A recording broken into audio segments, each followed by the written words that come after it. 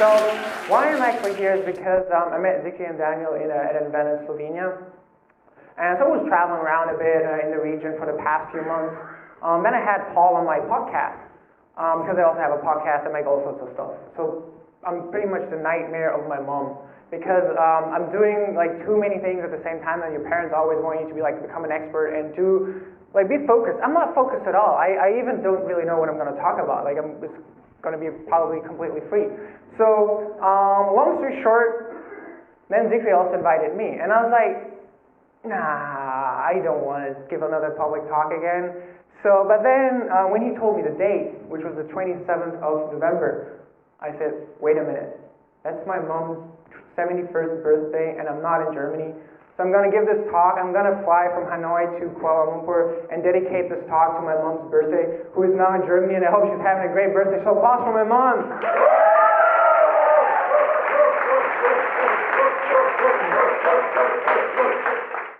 And this event is about following your passion, or like this entire incitement, which I had to Google actually because I didn't know what it meant before. So I had to check the word incitement, which is actually a great name now that I know what it means. So the truth that I want to talk about is following your passion. So, and the real cost of following your passion. So what I'm doing now for the past 2 years is I write a lot, I blog a lot, I talk a lot. So pretty much I'm doing the exact opposite what I'm actually, because I'm an introvert, but I'm trying to push myself over and over again. So the real cost of following your passion, like if I look at my life, I've quit my job more than 2 years ago, and ever since did not have a single paycheck from anyone. So how much money does following your passion cost? How much do 2 years of my life cost? It's more than $200,000 US dollars. So I left $200,000 US dollars on the table. And that's something that no one usually talks about. Like everybody talks about following your passion and all that kind of stuff. But what a lot of people tend to forget is that following your passion has a really high price tag.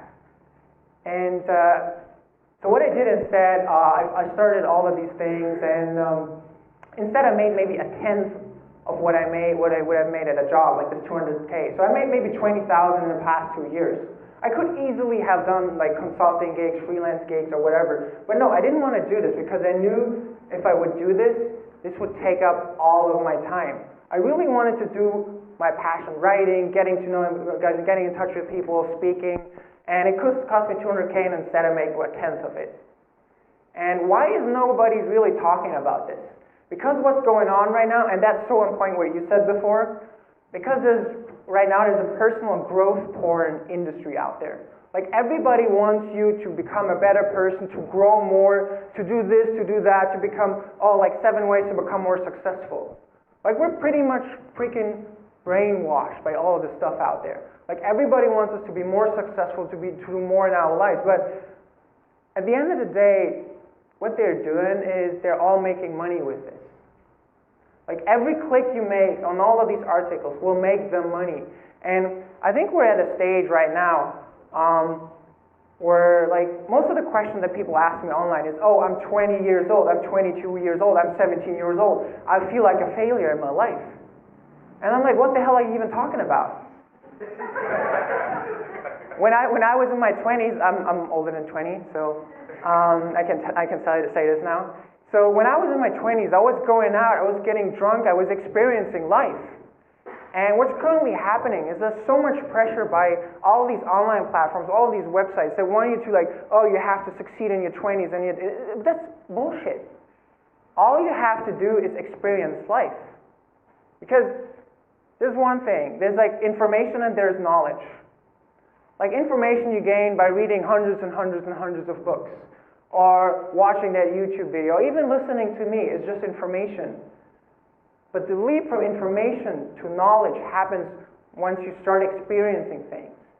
And what's currently happening in our society, due to those people that make money when you click on the stuff that they do, even me, I make money while talking here, or because maybe someone will buy my books. But the truth is that none of this will help you. None of this will help you to grow as a person. The only thing that helps you to grow as a person is to do things and stop reading. Stop reading blogs, stop watching videos, but still go to incitement events, actually. Those are great. Those are really great. Now, So this is one point where I think there has to be like a little bit more truth in the story. So my truth is it cost me a hell lot of money. So if this passion thing, apparently it's a lot more complicated than just quitting a job and going out there. So what can I suggest? Or for example, I can tell you what I did and what I think, like looking back, I should have done differently. So what I did is, after I graduated from college or university, whatever you call it here, the only purpose was to get a job that paid. Oh, actually, I built a few companies before, which all failed, and then the one broke.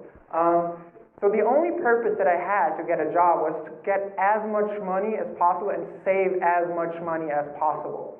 So I worked for 2 years, and I saved 80% of my income.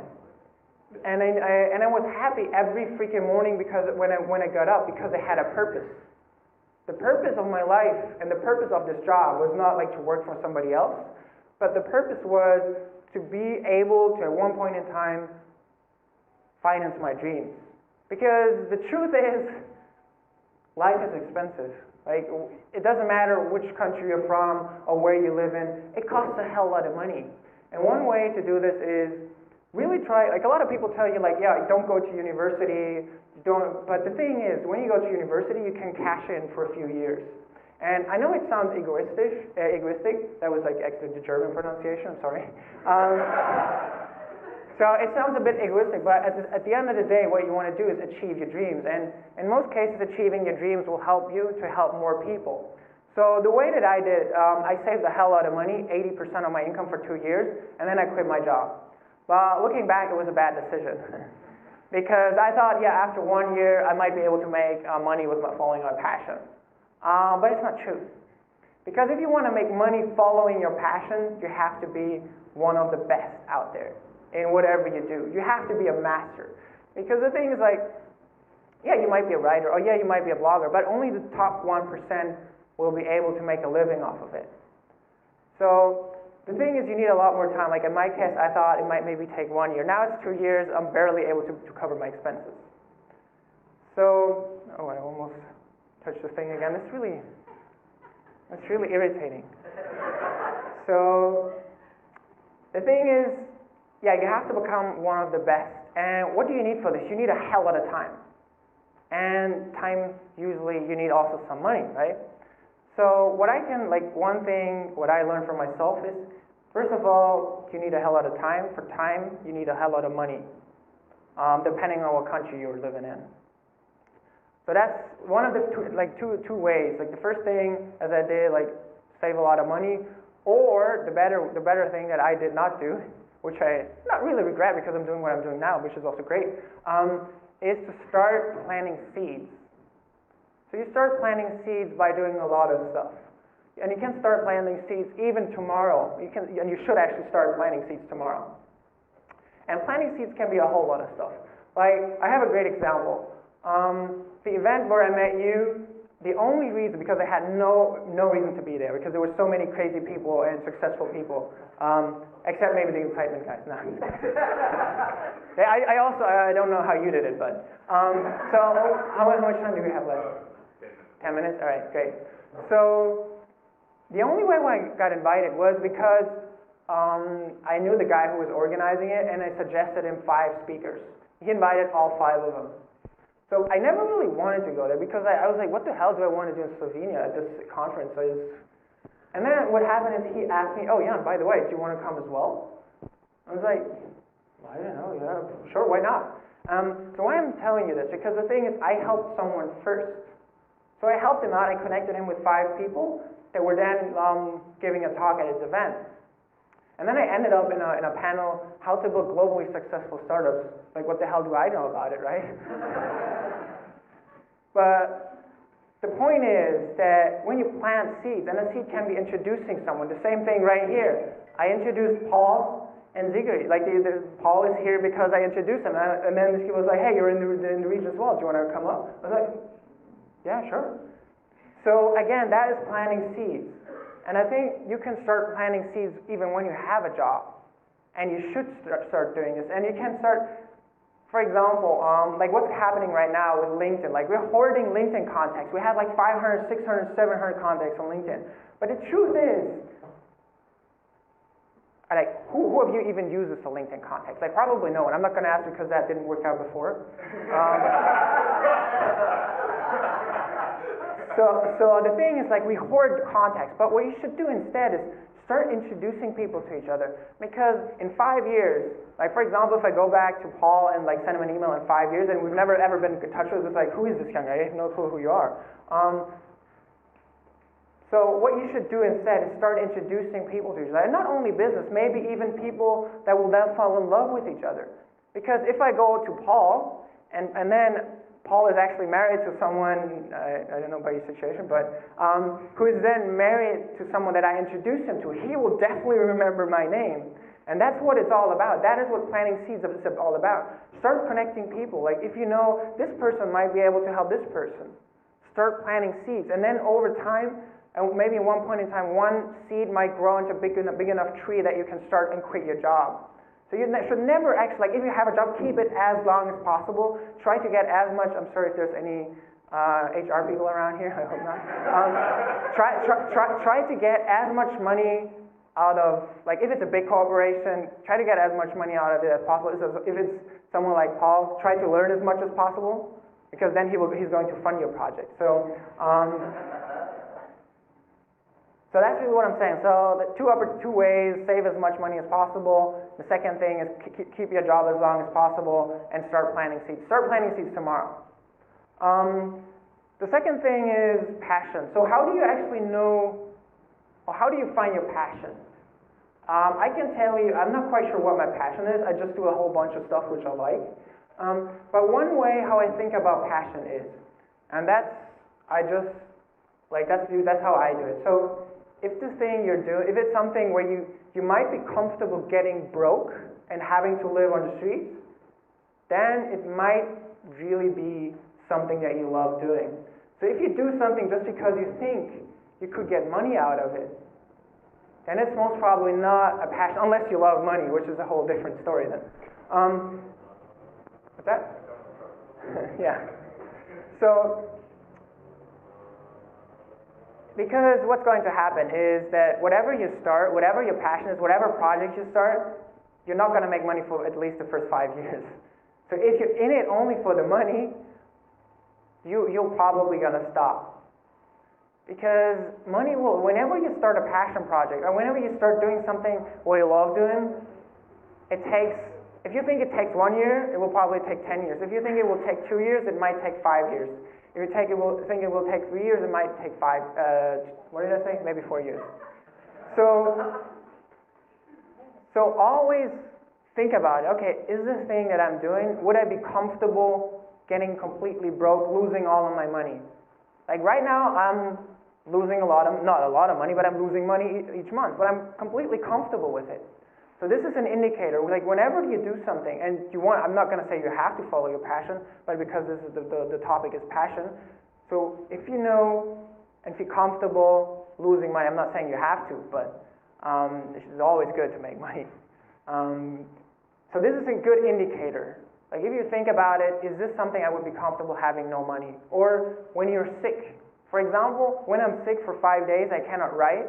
Like the first thing I think about when I'm back in shape again, I want to write. I don't want to go out and eat like all crazy stuff. No, I want to write. That's the first thing that I want to do. Like when you're sick, if this is the only thing you can think about, that's also a good indicator whether or not that's something you might be passionate about. There's a lot of reasons why people get stuck in life. Like that's also one of the things. Oh yeah, I feel stuck in life. Like a lot of people send me emails and messages, and people get stuck in life because at one point in time we achieved one of our goals. Let's say one of your goals in life was, oh, I want to go to this very good university. I want to get this really great job. And at one point in time you achieved this. Then you stop dreaming. A lot of people stop dreaming. And I had this really great conversation with a guy where I realized that he actually like, without knowing it, he told me about it. So the ways how you will not get stuck in life is by selling your old dreams. Because for example, the thing is you have like this super nice job now, your dream job. For example, you have a Porsche. This guy I was talking to, he didn't have a job, he didn't have an education, not even a high school degree. For 12, his dream was to own a Porsche and to work in London. It took him 12 years to get there. He owned a Porsche, he was working in London, was making a lot of money. And what did he do then? He quit all of it. He sold his Porsche and started 12 companies in 12 months and visited 24 countries. And the reason why he was able to get unstuck was because he sold his dream. He literally really sold his dream. And I think that's why so many of us in life get stuck, because at one point we reach a level and then we're not willing to jeopardize it. We're like, oh no, I might lose it. And I think if you want to step up your game over and over and over again, if you want to live and have a great life, it's about selling your dreams at one point in time. Getting rid of, I have this degree from MIT, I have this degree from Berkeley. And long story short, I would have loved to talk 10 more minutes, but the jury is telling me I have 30 seconds left. Okay, yeah, he's giving you 30. No, it's all right. So, now it changes. So that's probably going to be my last 10 seconds or 15 minutes. So if you remember one thing, time is not money, time is life.